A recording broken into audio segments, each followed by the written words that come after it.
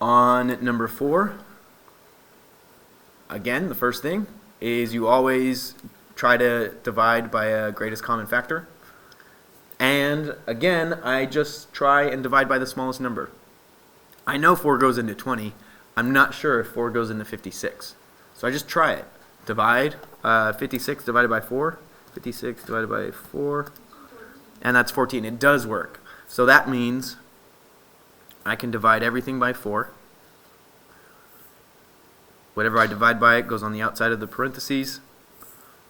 And then I just get 1x squared, or just x squared, minus 5x minus 14.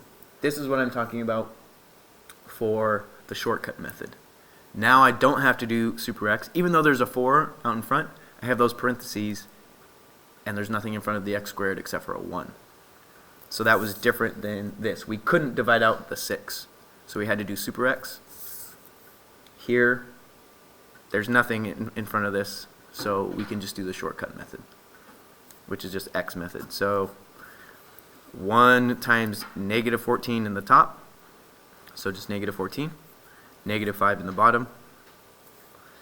And again, if you can't get it right away, just start with 1, 14, 2, and 7, and then 2 and 7 work.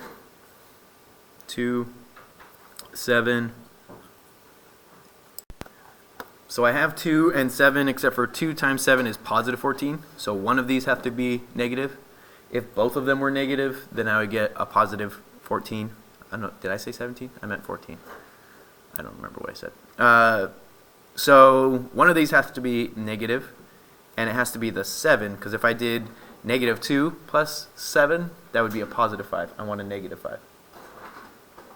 And since there's no number in front of the x squared, even though this 4 is there, I'm considering this outside, so I don't have to worry about it.